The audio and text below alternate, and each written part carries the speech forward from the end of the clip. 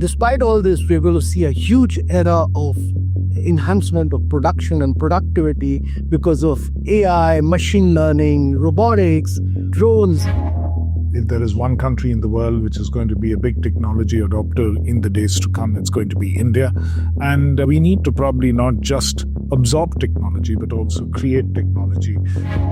Real core technology, very, very little has come out of India. And that's because of two reasons. Number one is it needs enormous staying power. Patience. Investors don't have patience. Hi, everyone. This is the TechSurge Deep Tech Podcast presented by Celesta Capital. Each episode, we spotlight issues and voices at the intersection of emerging technologies, company building, and venture investment. I am Sriram Viswanathan, founding managing partner at Celesta Capital. If you enjoy TechSurge, now is a perfect time to hit the like and subscribe button.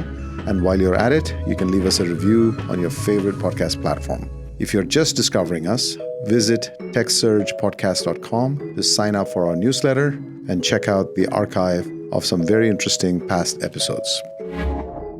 For decades, India was the world's IT services engine. Today, it is trying to become something very different, a creator of deep technology, foundational intellectual property, and global competitive companies. Semiconductors, advanced computing, space systems, quantum technology, biotechnology, these are the foundations of the modern economy, and nations are rewriting industrial policy around them. India is entering into this arena with unique momentum, a massive talent base, a fast-scaling innovation ecosystem, and a China plus one geopolitical opening that's reshaping global supply chains. But building a deep tech economy isn't a quick turn game. Success requires alignment between government policy, patient capital, institutional capacity, and an entrepreneurial execution at national scale. India's latest union budget includes clear signals: serious funding for AI compute, bigger support for semiconductors and the full supply chain, and a long tax holiday to attract global cloud and data centers. Backed by sustained space spending and a large R&D to commercialization pool through the 1 lakh crore, or roughly about $12 billion, in an R&D related scheme called the RDI scheme, which stands for Research, Development, and Innovation. The upshot is simple.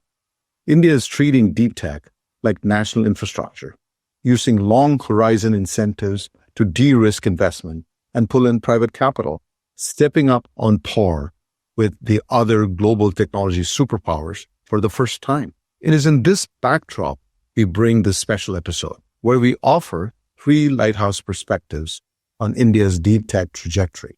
A senior policymaker shaping India's deep tech agenda, a national strategist who has helped define India's global economic posture, and a long horizon technology investor deploying patient capital.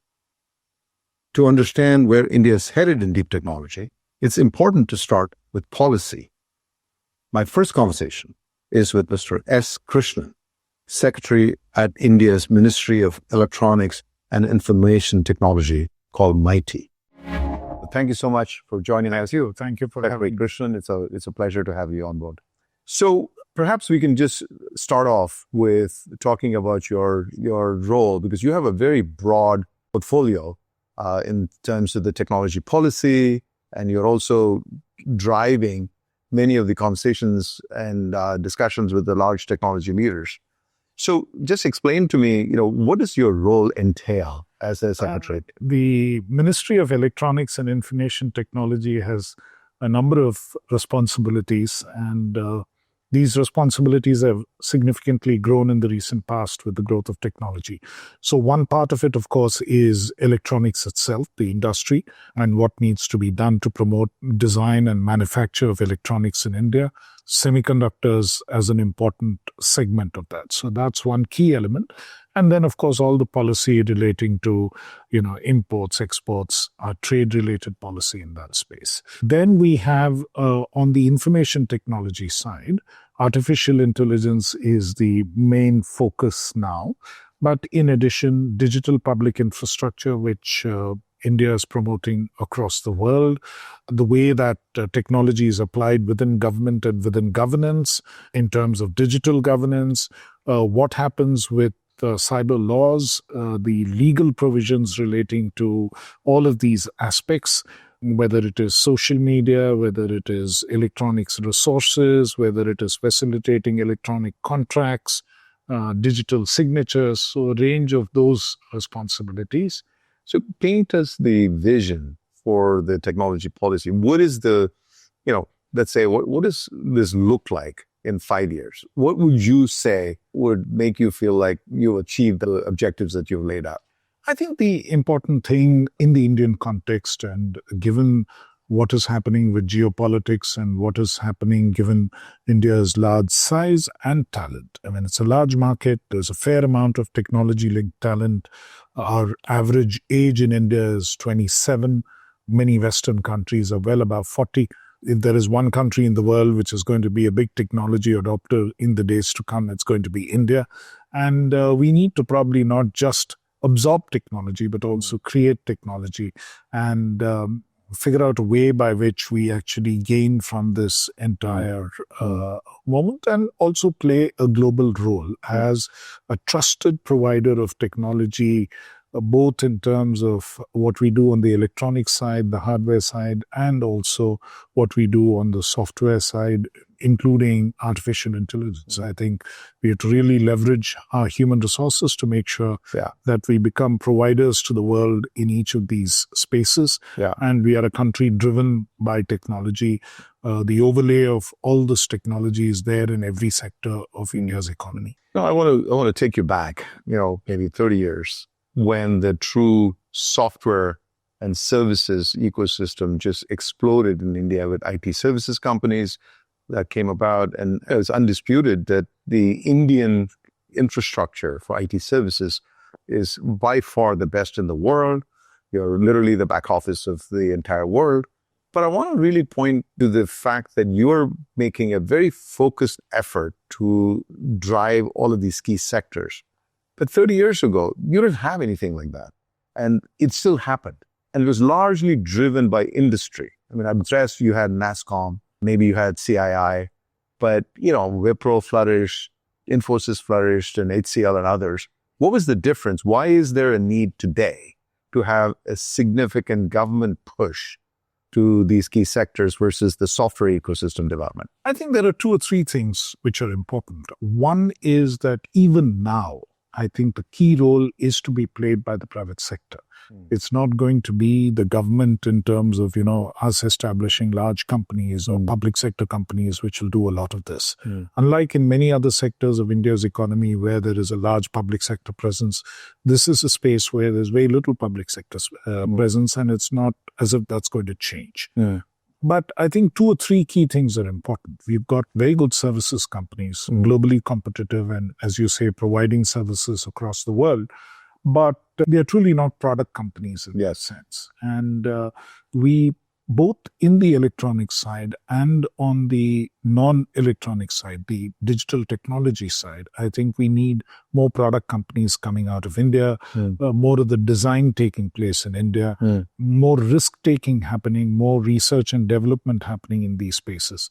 And I think that is what the government wants to catalyze. So we want to just cater to those requirements, which will ensure that this gets catalyzed. So I'm sure you would appreciate that in any major government-backed initiative, along the lines of what you're talking about for technology explosion and ecosystem development, it's not just the government's underwriting with capital. It requires a lot more than that. It requires, as you said, private sector involvement, but equally important, skills development, university research work happening.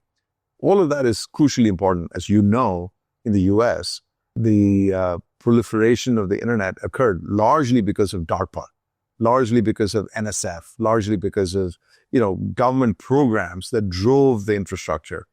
Are you comparing that to the current times and what you're trying to do? it's important to learn lessons from what others have done. And that is clearly something that we will do. Yeah. But again, what works in one economy may or may not work in another economy. We can't do exactly what the American economy or what American policy achieved and what is done there. Yeah. We can't exactly do what, say, China has managed or what Europe has managed. Yeah. There are a number of factors which are different. There's resource endowment. Clearly, India, in terms of public resources, may not be able to spend as much as some of the other countries. Sure. So it necessarily has to be frugal. The role of the private sector is a little different, and that needs to be catalyzed a little differently. Yeah. The sizes of the enterprises may vary. We may not have such large enterprises in all cases. There will be differences in what we do. But I think the crucial thing in India's case is the talent which is available, the size of the cohort of talented people trained in STEM. I think that is a very crucial factor. The other crucial factor, of course, is that, as you said, the entire ecosystem needs to be built.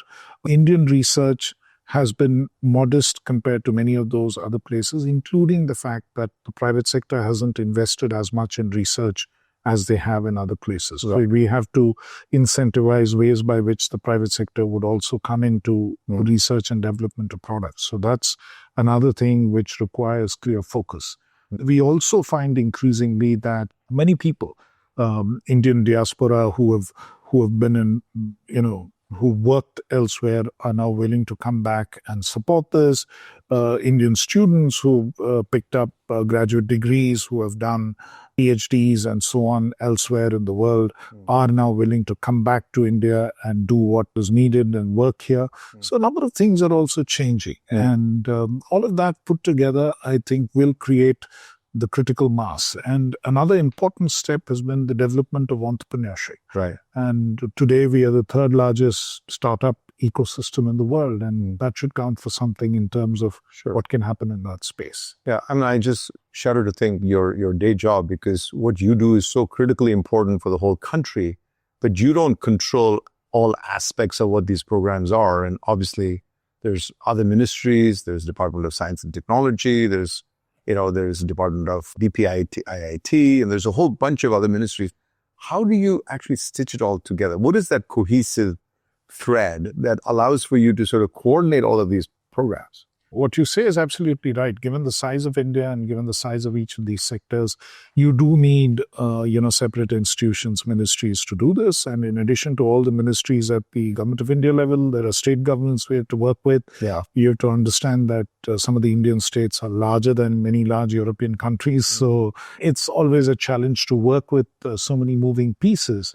But I think that's what we bring to the table, in the sense coordinating all these efforts and making sure that we converge with other efforts going on at different levels in government, so that we are able to deliver something which is coherent and is meaningful to the country. Yeah. And some of those efforts, including the India Semiconductor mission and hopefully the artificial intelligence mission in the days to come, will be able to deliver what we intend. So let's double click on that, because that's one of the core initiatives that you are directly responsible for, which is the ISM program. And you actually invited a bunch of private sector folks to participate in that. So, you made close to $20 billion of commitment already in the manufacturing schemes and also in the design schemes. First of all, how did that come about? What drove the formation of ISM itself? And how do you see that evolving over the next 5-year period? I think India has been wanting to be in the semiconductor space for almost more than 6 decades now. I think early efforts in this direction were as old as 1962, is what I understand when I read through old records. At every stage, there's been an attempt to actually develop a semiconductor industry in the country. There's a very small and focused on strategic needs semiconductor industry, which happens. The semiconductor laboratory in Mohali was one of those early efforts. And at some point in between, it was actually with the Department of Space as part of the Indian Space Research Organization. They felt that serving that strategic need was the primary objective. Now, of course, it is with MATI, and we are trying to, while serving the strategic needs, we are also trying to look to see what else we can do in the semiconductor space more broadly, given that it's become such a broad-based technology which is needed everywhere in all forms of electronics. If I may interrupt. So as you say, it's been around for 60 years. The objective and the desire to make progress in this area has been there for 60 years. What are you doing now differently? Because, it's not questionable that the 60 years of progress has been, Doesn't start, stop, Yeah. So what are you doing now that's different? That's the point I was coming to, that we've had 60 attempts over the last 60 years. I've been personally aware of attempts in the last 20 years, at least starting 20 years ago. And we never had a program which actually brought it together till now. And I think for the first time, we have, in my understanding, and as you said, I've spent almost 36 years now in government. We've never had an industrial policy program which has been as generous, which offers up to 50% of subsidy or grant from the central government, from the federal government. And in addition to that, something from the state governments as well, towards the build out of a large semiconductor manufacturing facility. It's never been done in India before. And we put down something like $10 billion just from the government side, government of India's side. And states have also put about half of that down. About $15 billion is what has come about.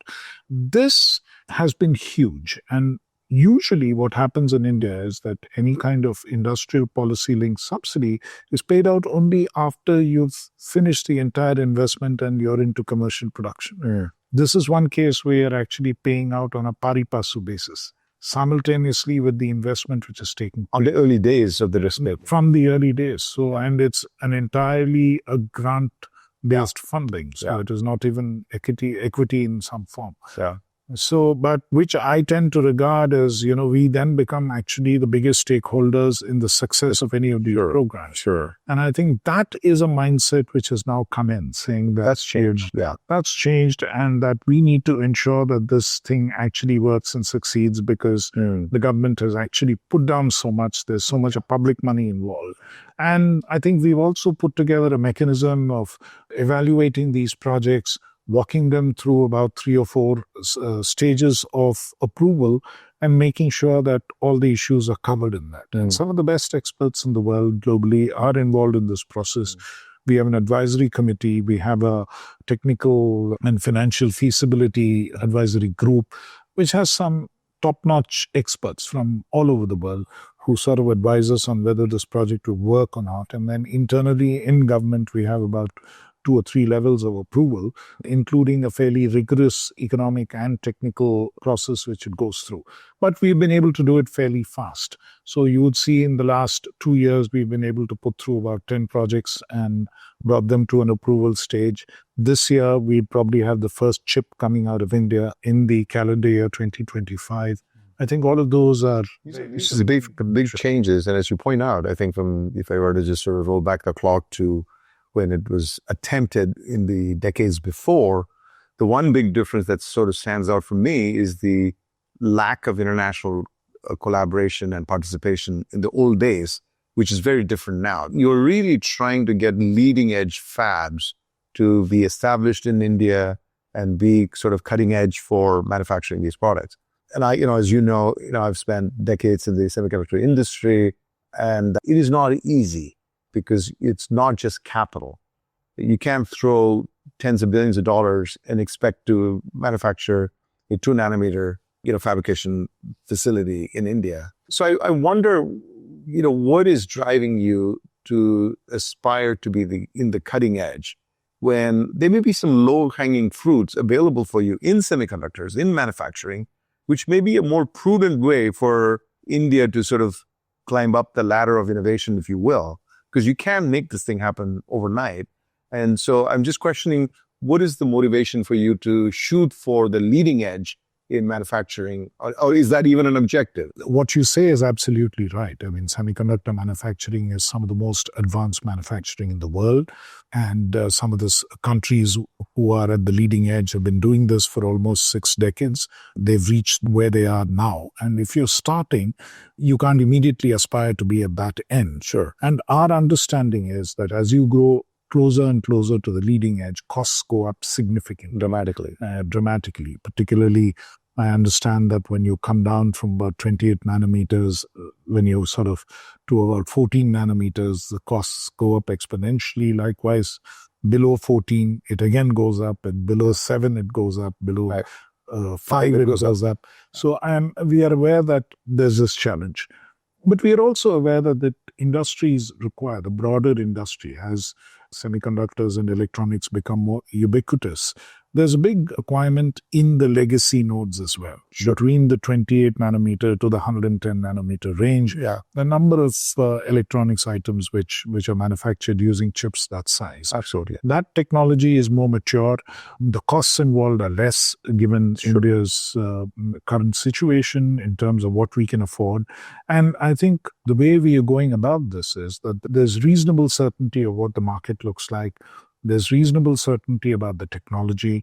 There's a way in which our ecosystem can actually step up and make sure that we are able to meet the requirements of such advanced precision manufacturing. And if we're able to build a base at that level of tackling the legacy nodes, then in the next phase or subsequent phases, we can move into the more leading edge technologies. And that's the way that the ISM is also progressing. You're not aiming to, and there are people who have criticized us saying that you've not gone to, what is the point of putting so much money down if you're not going to make a 1 nanometer chip or a 2 nanometer chip? But I think we'd have to put down many, many times the amounts that we're putting down now to get there. And there's a lot of uncertainty globally. So I think we are taking the more conservative approach that you had yourself outlined of not necessarily starting at the leading edge, but somewhere in between and trying to work our way. So that's a good segue to the second program that you have, which is the Design Linked Initiative, where you're really supporting companies that are actually designing the product with a view towards having some of those products be manufactured by the factories that you would have supported by the production linked initiatives. So in that context, before we talk about some of the challenges that some of those companies have, isn't it fair to say that having a large factory, even if it's not in the leading edge nodes, but N-1, N-2 kind of nodes, isn't it important to ensure that those factories are fully capacity utilized?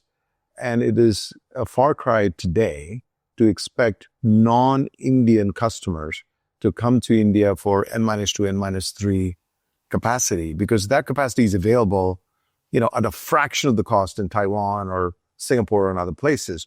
So inherently, you have to fill those factories. And the only way to do that is to have local domestic demand or procurement. Do you think that the Indian market is capable and open enough to fill those factories by having those design products manufactured in India versus going to a cheap geography? As we speak, our semiconductor demand is about $50 billion a year, between $45 and $50 billion a year. We expect it to reach about $110 billion by 2030 or thereabouts. Now, the total capacity which is getting created in the country and what they would actually manufacture would be about $8 to $10 billion by 2030 and the subsequent. This is the domestic manufactured product which we have approved under our schemes. So it looks like the actual capacity that we are creating is only about 8 to 10% of India's own demand for semiconductor products. So I think the ability to sort of generate enough domestic demand to meet that requirement is something we can do.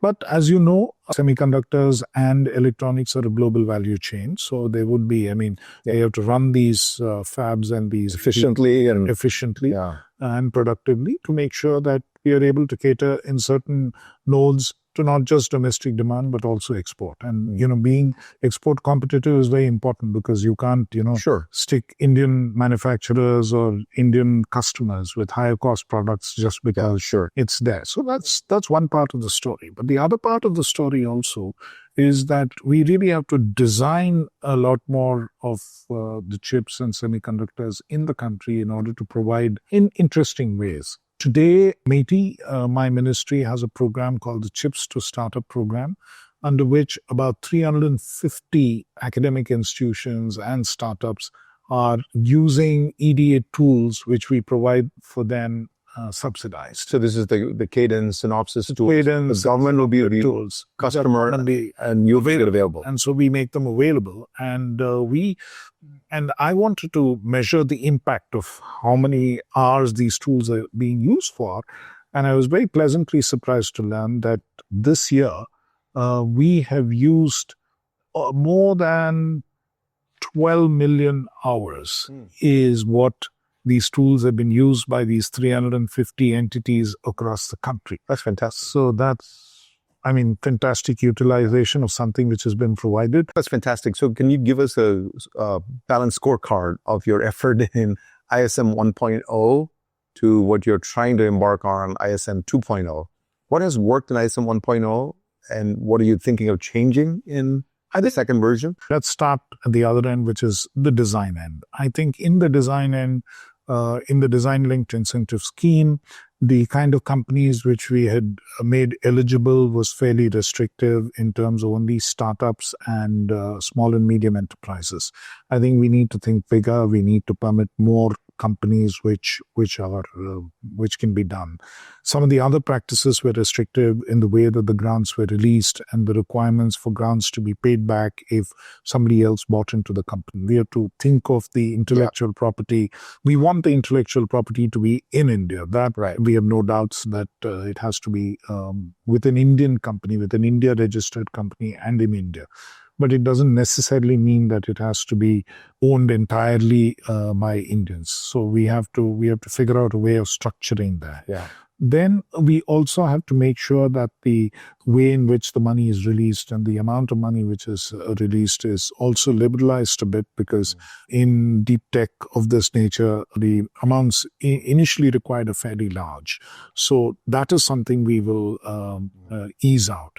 But more important and most important is that there needs to be access to risk capital, because if growth has to take place, then risk capital has to be there. Because what we found is that some of the successful chip and other deep tech companies that we incubated here then eventually flip and move to other jurisdictions simply because they want to raise more risk capital.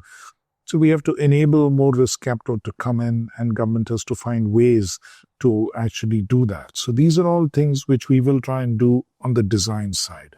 On the manufacturing side, in addition to what we did in the previous edition of ISM, which is basically looking at fabs and ATMPs and OSATs, we would also try to do a few other things in the sense of trying to incentivize in a slightly differentiated way so that the kind of technologies which have not already come in continue to stay incentivized at a higher level. Do you envision an artificial intelligence mission? And of course, there's a quantum mission. And so how do you think you will replicate what you've seen here in some of these other sectors? Again, we are taking slightly differentiated approaches. If you take artificial intelligence, we have the IndiaAI mission under MeitY. That again is doing an interesting job, and we've taken a very distinct and different approach to what many other countries have done, including what Europe and others have done in this area.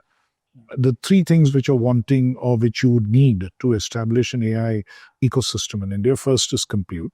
And you can take an approach saying that we will fund and establish our own compute. We've taken a slightly different approach. We've said the private sector will build the facility. What we will enable is underwrite a market to actually buy from the private sector facility capacity compute. This is a little different than what Saudi Arabia or UAE or some of the other places are doing, where they have a sovereign AI infrastructure getting built. So you don't see India doing that. We will establish some. We have not closed off that possibility. There will be some limited capacity which is sovereign, which is meant only for government and for our other users, which we will have to, because sensitive data, sensitive requirements.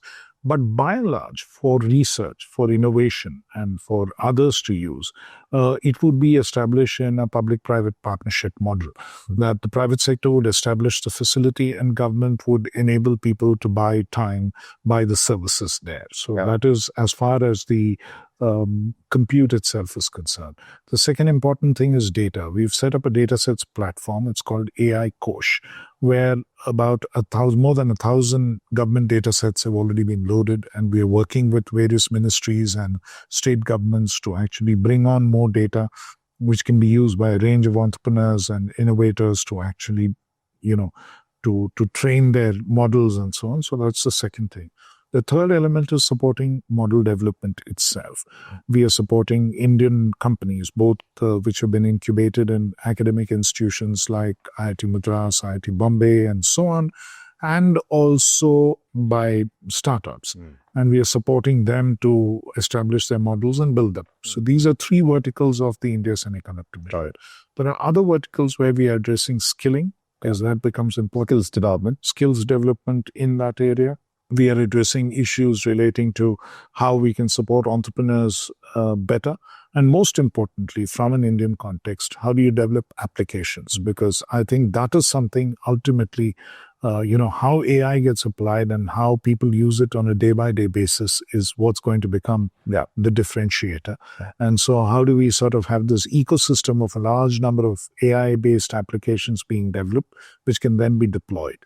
And that, in a way, is probably the opportunity for India and AI.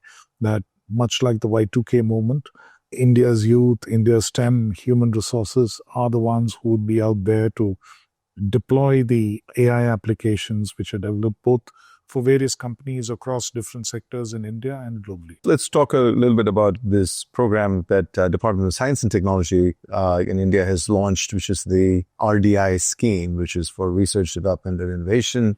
And you had a big role in actually helping shape that along with the other ministers. How do you expect that to evolve, and how is that different from ISM itself? That is a much broader based program, and it's part of what has been attempted to be done under the ANRF, Anusandhan National Research Foundation.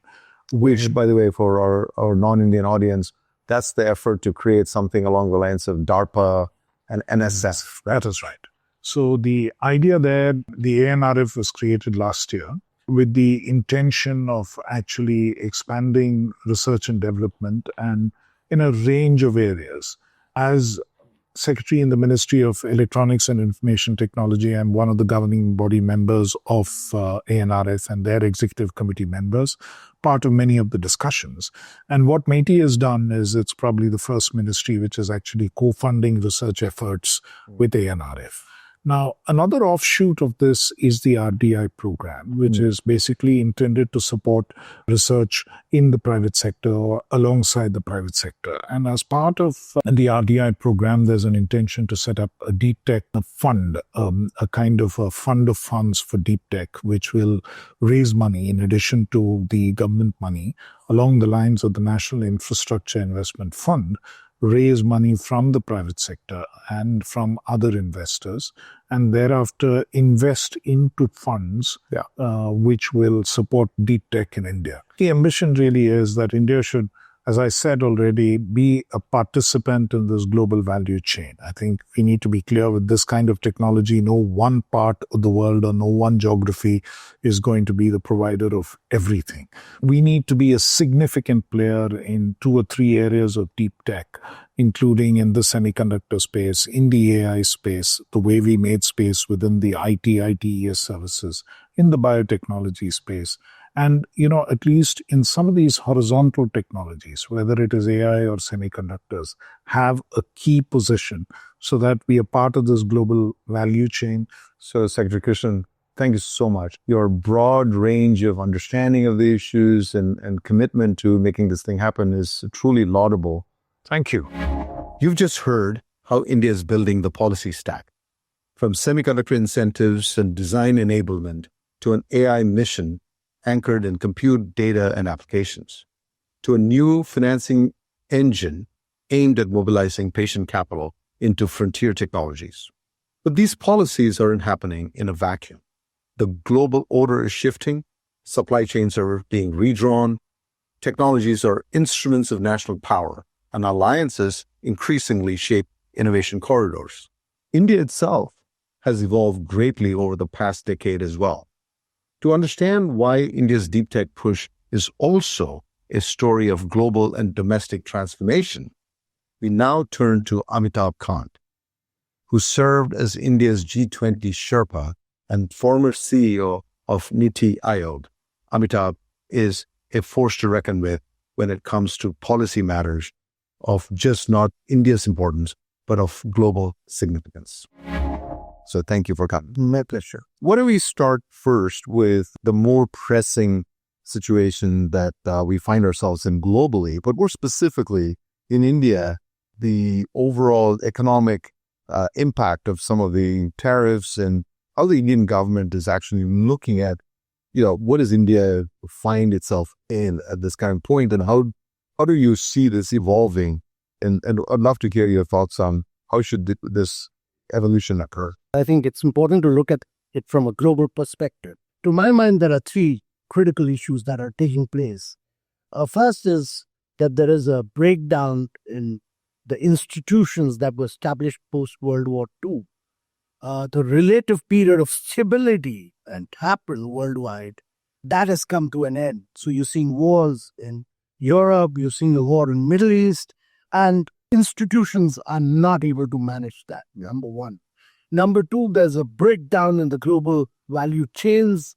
Free trade, which has lifted vast segments of population above poverty line. There is a complete breakdown in global supply chains. That's important. And thirdly, despite all this, we're going to see a huge era of enhancement of production and productivity because of new forces, AI, machine learning, robotics, drones. So we are living in an age which will be transformational as far as production and productivity. And AI will enable us to improve learning outcomes, health outcomes, nutrition standards, which was never in envisaged earlier. So these are critical forces. And in the midst of all this, we also have a challenge with India-US relationship right now, because the bipartisan efforts over the last 2.5 decades to build up a close relationship geopolitically between the United States and India is seeing a lot of storms right now.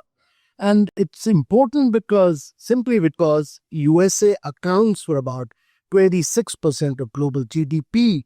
It accounts for about 48% of the market capitalization with just 4% of the population.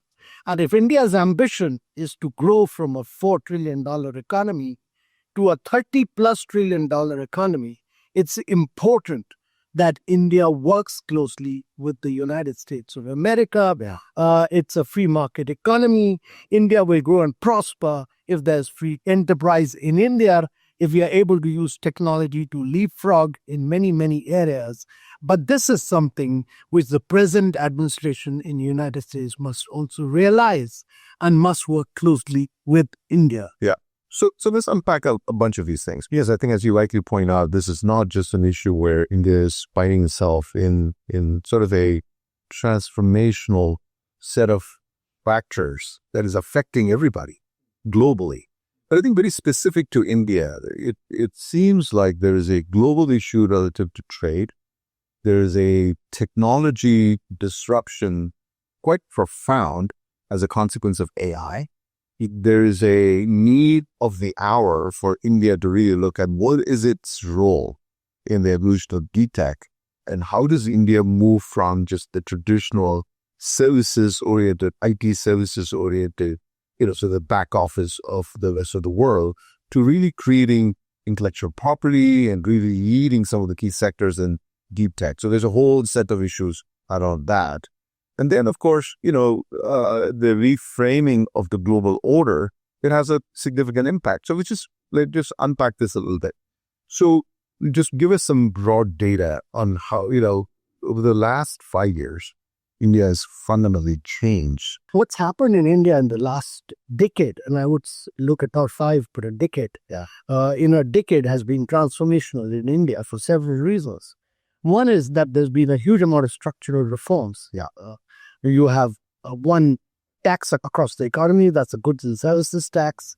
You have the bankruptcy code, you have the real estate regulation act, you have ease of doing business focus, you have the lowering of corporate taxes. So those are structural reforms that took place. Right. Then there is a digital transformation of India, that everyone has a digital identity. India is just 50% of the real-time fast payments. We are able to provide credit on just mobile in 30 seconds. You can do a stock market transaction in 30 seconds. You can buy an insurance policy in 30 seconds to 1 minute. All this on the mobile, on the go. This doesn't happen anywhere else in the world. Sure. Indians don't go to a physical buy, they do all their physical transactions from their mobile. So the cost of acquisition of a customer has fallen. It's fallen from about $30 to less than 15 cents. Yeah. And India has technologically leapfrogged in a manner that the Bank of International Settlements said that India has achieved in 7 years what it would have normally taken 50 years to achieve. That's the UPI infrastructure. That is everybody using the digital identity to do transaction, because between 2015 and 2017, we opened up 550 million bank accounts. Every second bank account was opened in India. Every second bank account across the world was opened in India. And then we seeded these bank accounts with both the digital identity and the mobile number. And that, to my mind, has been transformational in India. So this is what India has done on digital infrastructure. And thirdly, I think what India has done in terms of physical infrastructure is built 40 million houses for its citizens, which is more than the population of Australia, is provided toilets to 130 million Indians, which is more than the population of Germany. It's provided piped water connection to 253 million Indians, which is more than the population of Brazil. Is built about 88,000 kilometers of road, which is 4x of what roads India had before. So the physical infrastructure has been enormous. And the fourth thing is that it's gone green in a very big way. Yeah. It's done about 230 gigawatt of renewable energy, brought down the cost of power, of renewable power very substantially, and it's pushed the limits on strongly feeling that a green economy is good for India, and we are able to do it not at a green premium, but at a green discount, and that India would be the first country in the world to manufacture, urbanize, industrialize in a very, very sustainable manner. How do you think about the dependence of India's, partnerships as it relates to some of these key trends and results that you're articulating? How much of that is really as a result of, some of the key partnerships that you've been able to establish globally versus just, domestic transformation that has occurred? So we are living in a world where you need to work with countries. You need to, there has to be backward-forward linkages with good technology. I mean, one of the main reasons why we have been able to do it, because we have a lot of brilliant, bright Indians who go abroad to the universities in the United States. Many of them come back to do innovation in India. We had a very close relationship with Europe. We have a very close relationship with Japan. Some of these good infrastructure like dedicated freight corridors, the metros. We make about 8 metros in a year. Yeah. No one else is doing that. It's all in partnership with Japan. Right. We're doing the high-speed train with Japan. So there's a lot of global relationship which India has built up in the last decade. In that context, I think you would agree that the predominant sort of relationship India has, as you rightly point out, has been with the United States. Yeah. So given the change of climate in what is really happening, how worried should the Indian government be about this? And what's the alternative set of alliances that's going to continue to propel India's ambition in this journey of becoming a developed country? How do you see that? So United States is very, very important to my mind because it accounts for about 26% of global GDP. It accounts for about 46% of the market capitalization, not just 4% of the population. Right. And that's remained stable. Yeah. The Europe has come down from 30% to 17%, would come down lower. But the United States has remained, it's a highly innovative society because of its universities. So do you see the current sort of blip is it a blip or is it a fundamental reshifting of alliances in your mind as it relates to the global partnerships that India has sort of formed? No, it's a blip because Donald Trump is a very unusual politician. He's not a normal politician who believes in policies long term. India had a very steady relationship with the United States. It was bipartisan in nature for the last 2.5 decades. A core relationship with Australia, Japan, United States, and India was built up through a bilateral, bipartisan relationship. A breakdown in all this really signifies that it's a lot of soul searching needs to be done on the side of the United States. On our side, we truly believe that we need to work with the United States in a big way. We need to work because trade for us is important. No country in the world has grown without trade. You look at the post-World War II, whether it was Japan, whether it was Korea, whether it was China, own group, because they were able to export into the United States. And it's important that India becomes a major exporting nation.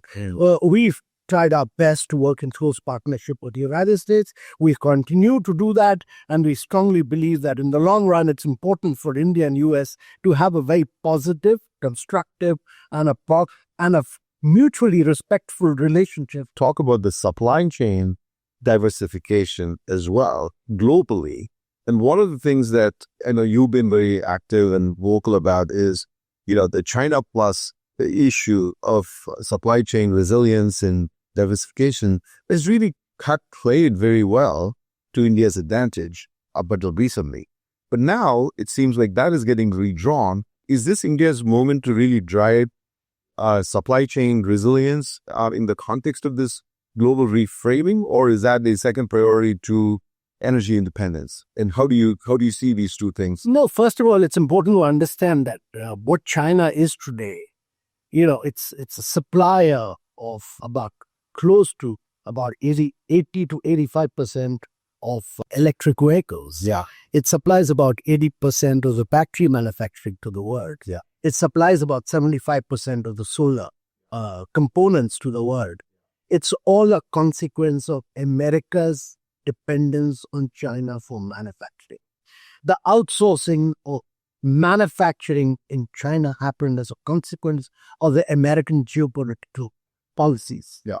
So China is a creation of the United States of America. Let's get that very clear.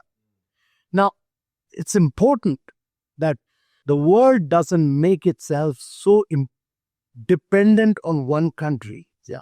It's important from a global perspective. But that's the one that is true. Yeah, no, I don't see you doing, or I shouldn't say you, I mean, Indian government trying to do anything differently as you're trying to attract advanced deep tech companies, like TSMC or Applied Materials or some of the key technology companies. The Indian government is also trying to attract such companies to come in here, or NVIDIA, because there's nobody else in the Indian ecosystem that has the same sort of capability. So you are almost going to have to do the same thing as what China did. So you're not making the point that what China did was any different, are you? No, I'm not saying that. I'm saying that it's important for India to do two things. One is use technology to leapfrog in some of these cutting edge areas. Right. Secondly, become highly competitive. Yeah. And that is a function of enhancing your physical and technological infrastructure very, very sharply. Yeah. And thirdly, become a very, very innovative nation. Right. All this is critical. I mean, you need to do R&D, you need to push deep tech, you need to, in a range of areas, make the big jump forward. And that is what India is attempting to do. So if you were to project, so I know this from the times of having less than 200 startups just a few years ago to, tens of thousands of startups now with many unicorns, it's still hard for me to really wrap my head around a deep tech startup that has, or a company of global significance coming out of India in the last 10 years. There would be a few, but predominantly it's all consumer internet. How do you deliver groceries faster, and, Ola and all of that. And how do you expect that to transition? Because I don't see those companies having global relevance. While they're all great companies, maybe they're all great businesses and a lot of investors are backing them and all of that. That's all fantastic.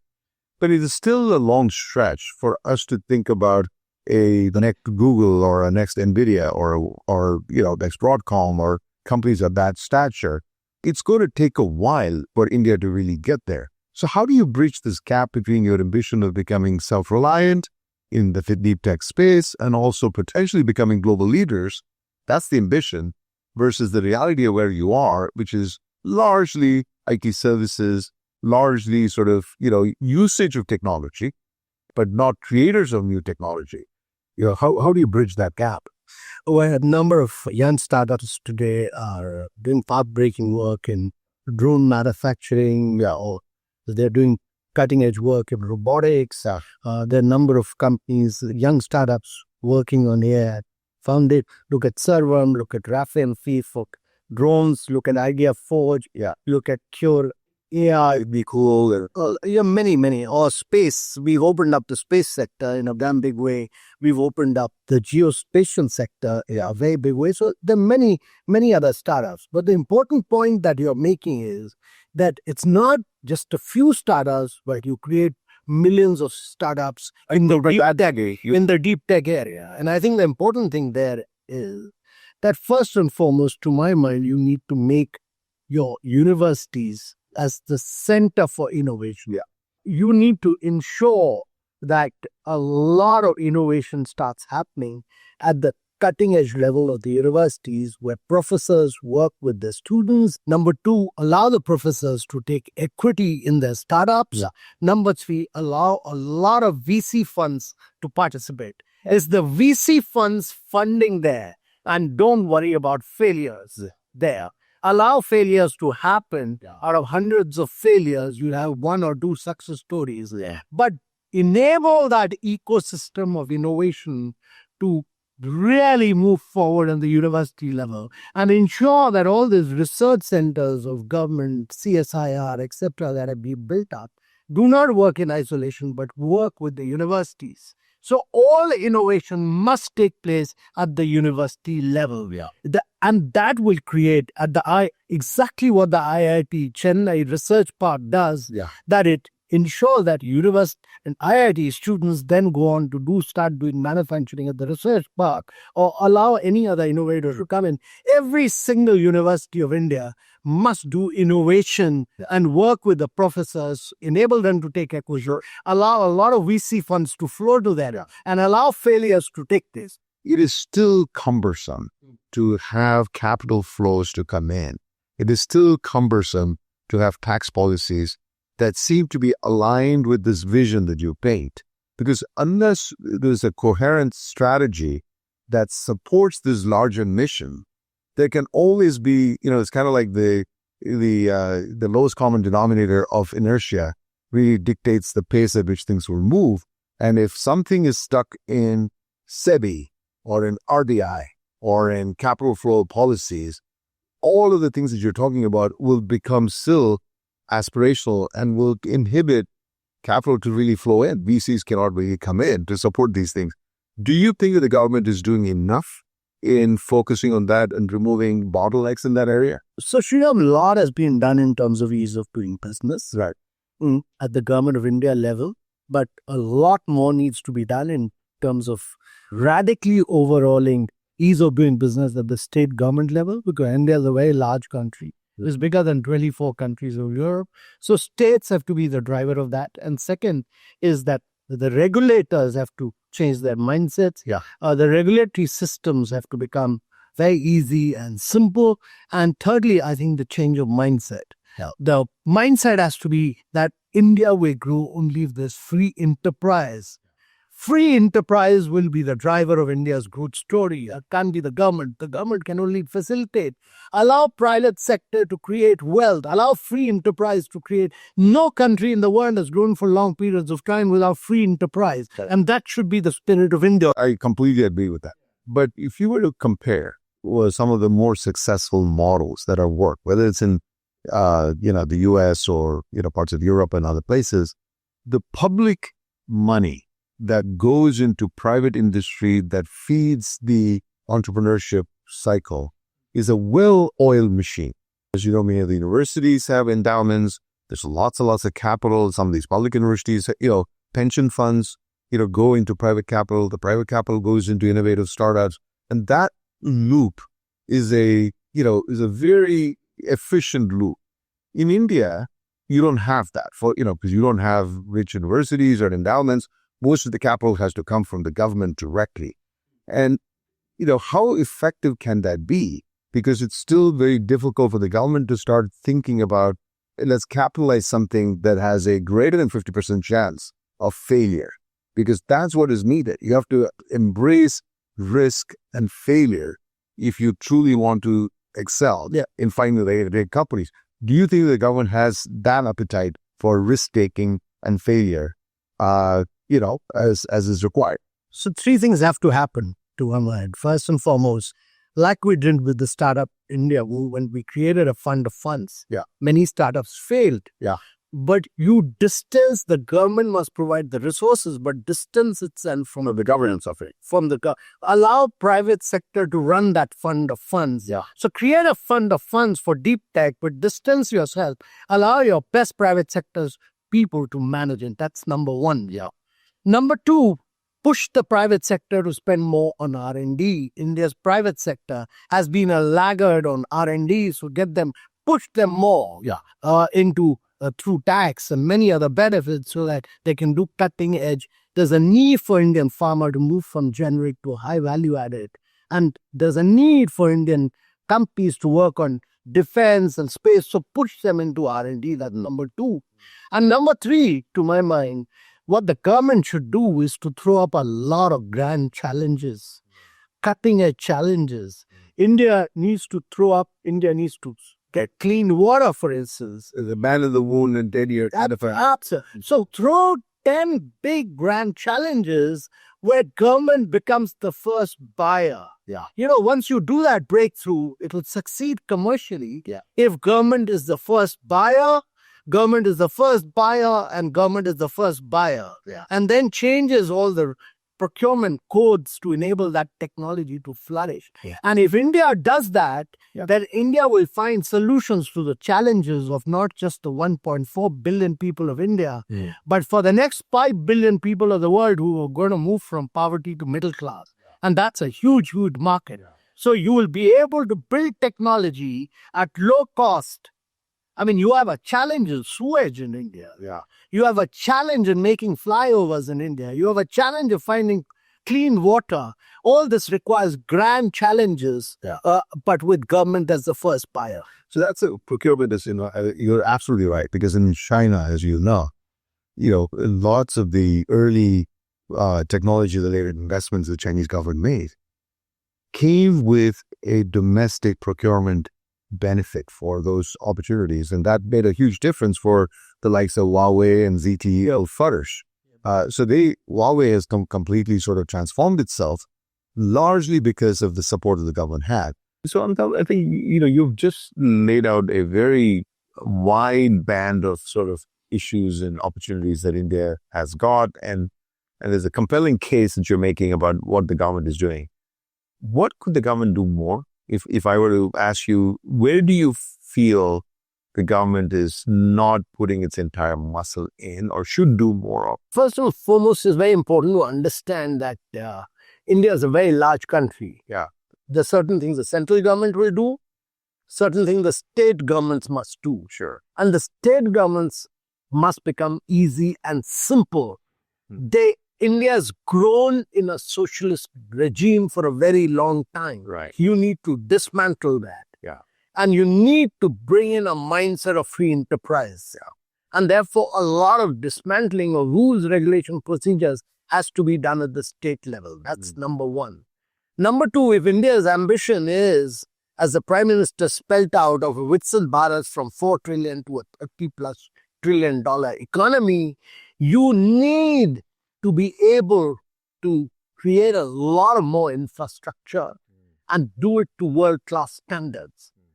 Whatever you do today in India, quality is important. And that, to my mind, is very, very important. Number 3, urbanization will be a very big driver of growth in the years to come. 500 million people are going to get into the process of urbanization. every minute we'll see 30 Indians moving from rural areas to urban areas. So you need to create 500 cities of 1 million each. To be able to do that, you can't do this without getting the best of private sector to build good quality infrastructure. So urbanization will be a very big driver of growth. And fourthly, to be able to do all that, you drive manufacturing, drive urbanization, you need a cultural mindset change. Yeah. You can't do this without a huge cultural change. And that is, Indians must believe in quality, Indians must believe in integrity, and Indians must believe that Indians are going to take India to the $30 trillion economy with discipline. Yeah. So discipline, quality, integrity must be the key hallmark of India moving from 4 trillion to a $30+ trillion economy. And therefore, a cultural mindset change is important. Well, Amitabh, thank you so much for sharing your insights. It's been just an incredibly enlightening conversation. I really appreciate you spending the time with us, and it's a great pleasure. Thank you once again. Thank you. Reforms, digital rails, global partnerships, and industrial policy are creating tailwinds. But technology leadership is ultimately measured in companies that win global markets. That raises the practical question: what needs to change inside the research and startup ecosystem for India to produce the next generation of deep tech category leaders? For that venture and founder lens, we now turn to TK Kurian, CEO and managing partner of Premji Invest and former CEO of Wipro. TK, thank you so much for joining me on this podcast. Let's talk about Premji Invest and your strategy and the sort of the thematic bets that you're taking. Your assets are diversified across a number of sort of asset classes. I mean, you do public equities, you're investing in other funds, you're doing direct investing, you're doing structured products. And it's very hard to be good at many things, but you seem to have delivered an incredible return to your LP, your parent, while at the same time scaling your platform. And you're now almost 4 or 5x your assets under management in the past 8 years that you've been there. So isn't it too much? So, we've taken a very deliberate approach to partnerships. We know what we are good at, and we also know what we are not good at. Well, let's talk about that. Well, what are you good at Premji Invest? So we're a very good growth stage investor. Yeah. Early stage doesn't come very easily to us and naturally to us. Especially because there's a lot of delayed gratification. And I would have thought, as an operator, when you are starting new businesses, you would have had that, you would have been most qualified to have delayed gratification to start. But you went into only late stage and you didn't do any early stage. The reason behind that is very simple. The corpus that we have is owned by the foundation. Yeah. I did not want to take risks on the foundation money. Yeah. So I was very clear that, certainty of return was more important than the quantum of return that I would get. Right. So I really, in a way, sacrificed that in the first stage. Once we became very good at that and our gravity moved towards that, one of the things that we have done in the US now is to really start something in the early stage. So you are probably the only industrial house out of India that has been as successful as you've been in making illiquid asset investments and had a tremendous, success at that. You look at the folks at Reliance or Bharti or any of the other industrial houses, they don't have as comprehensive an investment program as you do. Now, the question that I really wonder is that, India, for all the great opportunities that exist for growth as the fastest growing economy, your bulk of your investment is not in India. It's outside of India. Is that a fair statement? No, it isn't. Okay. Bulk of our investment is in India. In dollar terms, it's in India. $9 billion out of our $13 billion sits in India. I see. I didn't realize that.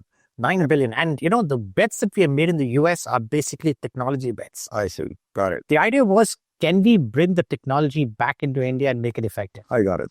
Do we have a point of view with what's happening on the bleeding edge? Yeah. For us to adopt it in India. I think that was the whole idea behind it. So on a currency adjusted basis, and market growth adjusted basis, which has been a better market for you to invest in?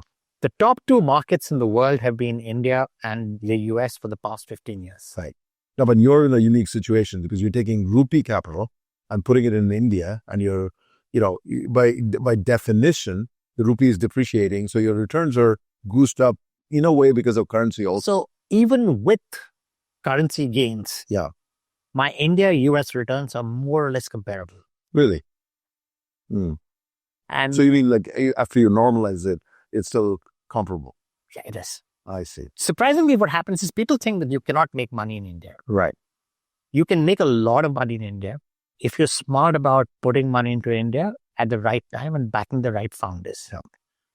I think the biggest challenge that we had at a stage in India was that everybody across the world believed that there was money to be made in India.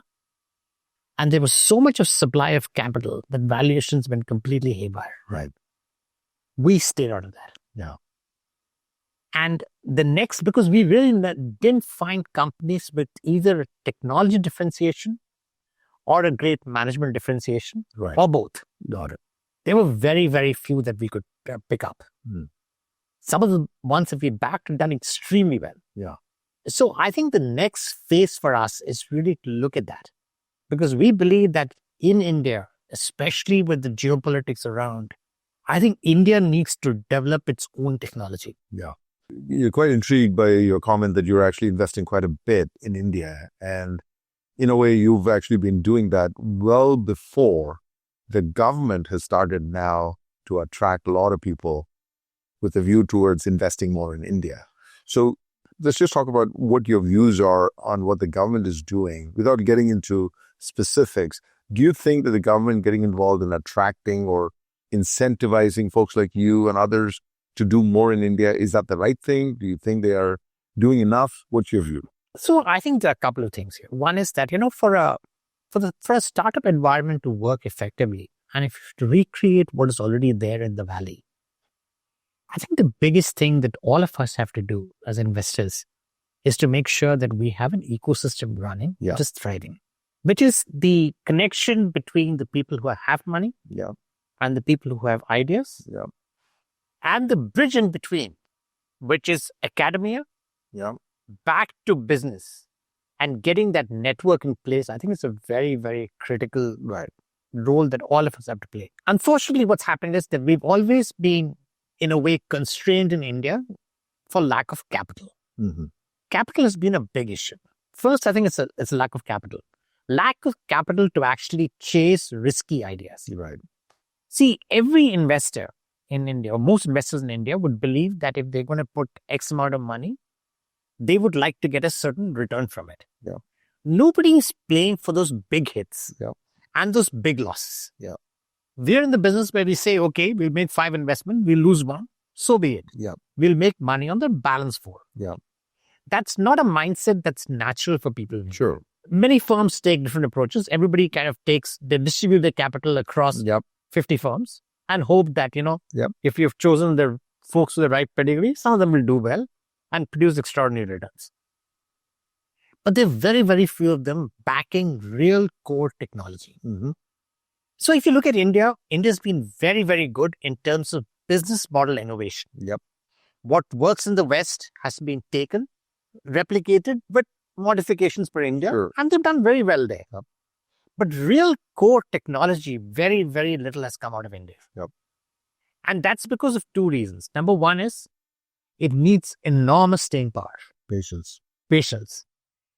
Investors don't have patience.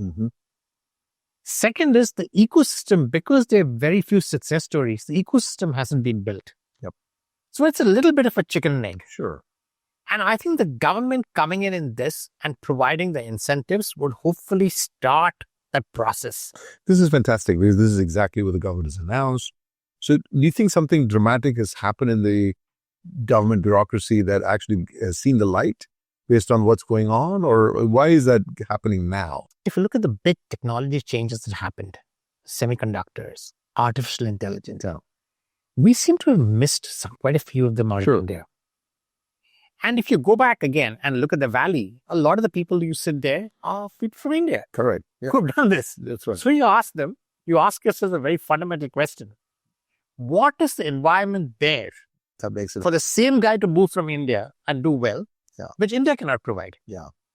Right? And to a large extent, I think the government is trying to kind of answer that fundamental question. Well, in a way, you could also argue that the tailwind for India to succeed in attracting talent back to India to potentially, leapfrog in some of these sectors with the right amount of incentives. So in that context, do you think what the government is doing now is enough, or would you wish they would do more? And if so, what kind of things would they want you to, would you want them to do more I of? think the government is doing its part. Yeah. I think we have to now do our part. Sure. And that, I think, is going to be more difficult. Yeah. So I think the government can provide matching dollars. They can provide 3x. Those are all great fiscal incentives. Right. But they can't create an ecosystem. You have to create the ecosystem. So it's to be seen how this evolves. If you were to give yourself a metric that you would measure yourself, of course, the financial returns would be a obvious metric. But what are the other metrics that you would look at measuring yourself in the context of you helping create this ecosystem in India? Simple. I think, if you go back and look at it, I was talking to somebody. It's kind of funny that from the US who's very big in AI. So he said, I've come to India and I've talked to people. I've met a lot of founders. I haven't found good companies. So I heard him out and I said, why do you think that is? And I loved the way he made one comment that I thought was very interesting. He said, you know what? Intellectually very bright people. Everybody can critique a model extremely well. Yeah. But they can't do it. Why is that? Well, it's funny. I won't name the geography, but I think you will get my drift. There's another geography where, entrepreneurs are often found to go into a room. Two of them will go in, will come out with 3 opinions. And so India has that sort of thing as well. Maybe this is in our cultural DNA of arguing. But I think the amazing thing that you just mentioned, which is the same people in a different environment are able to create incredible value. My own personal experience has been that we're an investor here. We see that excitement, pretty amazingly, scaling in the last 5+ years. Crystal ball for me, what do you think this is going to look like, 5 years from now? Are we on a straight line? Are we exponentially growing in this area? What's your view on the India opportunity? Let me draw a contrast with China. Right. It's a very good contrast to draw because, it gives you a sense of what is possible. Right. I remember going to China, the first joint venture that GE did in China was with the PLA. Yep. The People's Liberation Army. Right. And it was a 51-49 joint venture. 49 was owned by the PLA and 51 was owned by GE. And Beijing was a dusty little city. There was a single-lane highway from the airport. You couldn't walk around in the evening because pollution was terrible. And the only hotel that you could stay in was the Kempinski. Mm-hmm. And of course, they used to come and go through all your baggage. So every time you left the hotel room and came back, you could find all your clothes all over the place. And more importantly, my toothbrush was the most difficult one to locate. I don't know why they couldn't manage that problem. But anyway, that's how it was. China took a view that they are going to they're going to dominate the world in certain technologies. Yeah. Starting with Huawei and telecom. Yep. They did an absolutely brilliant job where that was the national policy. Everybody bought, if you remember, there were 2 companies at the point of time. Yep. Huawei dominated that. ZTE. ZTE kind of fell away. Yep. And then they decided to go global. Mm. I still remember the first thing that they did when they went into UK was that they went out there and got the influencers in the telecommunications community, which was people in British Telecom. Mm. They convinced them that this was, number one, at a significantly lower price. Their service levels were absolutely outstanding. Their software sucked, but they were willing to live with it because the pricing was so much better. Yeah. They really dominated that space. And I'm pretty sure that Huawei didn't make too much of money at that point of time in the telecom equipment. Government support was massive to make them grow. Then they picked up, look at batteries. Yeah. Rare earths. So one by one, they've gone after industries. Yeah. I think the trick for us is, as a country, we should be very clear that we can't spray our money across 50 different industries. Yeah. We have to pick national leaders that we believe are really going to be As in sectors. in sectors. Yeah. So let's say you're the man on the top job here in Delhi. What would that be? What are the 3 sectors that you think India has the highest potential for success? That's the worst job on earth. Trust me. I wouldn't want the job. Yes. But I just pretend. Yeah. Lots of criticism, very little money, and a lot of hard work. Yeah, exactly. Well, sounds like my day job. Not something you want to do. Yeah. But if I look at it, if you look at AI as a theme, what's happened is that a lot of the work is now being done around models. Mm-hmm. But remember, these are LLMs. Yep. Language by itself has an inherent issue in terms of representation. Yep. If I say the sky is blue, the way you think of blue and the way I think of blue may be very different. Yep. But yet, I think language models by themselves and the derivatives thereon, Mm-hmm. on the application side, Yep. I think it's a massive opportunity for India. So you're still sort of going with the evolution of the whole IT services model, where software is the bigger priority. Is what is software? Okay. It's not software. Yeah. I think the whole agentic framework Yeah. basically means that you have to now define roles with a degree of specificity. Yeah. For agents to be effective. Sure. That knowledge of what is the specificity? Yeah. Sits in India, because the work is being done out of India. Right. Right. And it would be a crying shame if we don't do something there. I get it. Right. Okay. Well, that's a good one. That's one. Yeah. Second is that, after this, the next big evolution is going to be in biotech. Yeah. China's gone way ahead. Yeah. Compute side, there's quantum coming on. US has gone way ahead. Yeah. China is following. Yeah. So if you look at the newer areas which are going to come at us, maybe 5, 7, 9 years down the line, and there are a whole bunch of them there, we have to pick 1 or 2 that we believe that we are going to bet on. Yeah.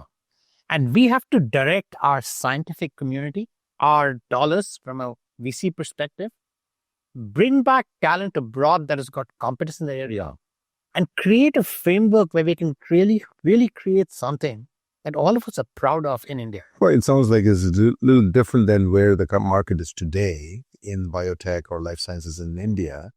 There are some green shoots, but predominantly it's outsourced chemistry.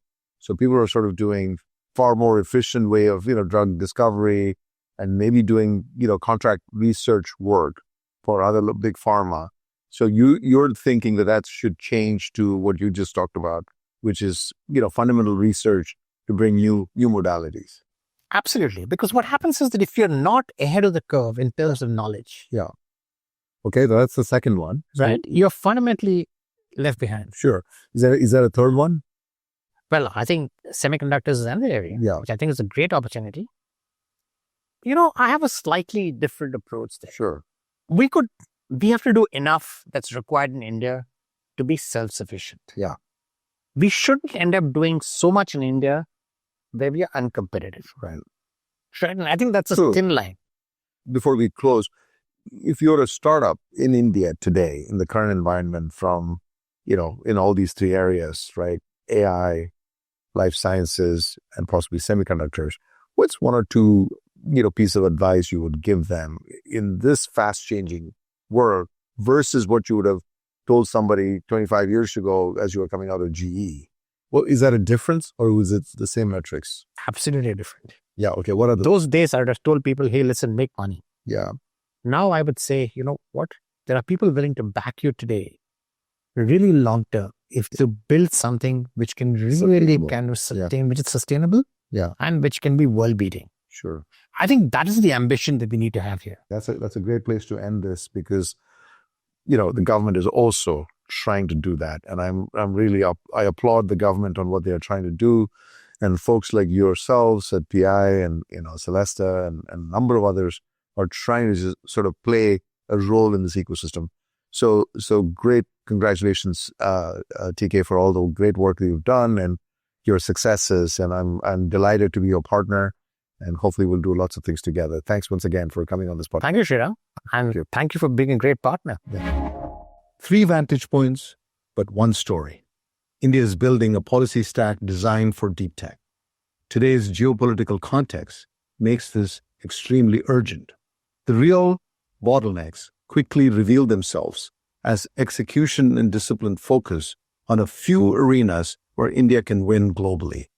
Across these conversations, clear patterns begin to emerge. Policy sets direction, strategy enables scale, and markets enforce discipline. India's deep tech future will not be built by any one of these alone. It'll be built when all these three factors align over time with patience and with the willingness to embrace risk. In the end, India's deep tech moment will be measured by the success of the companies that are built and that become global market leaders in time to come.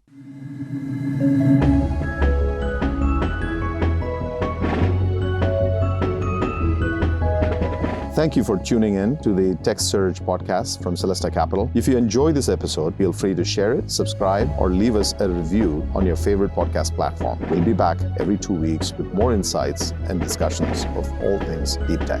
Bye for now.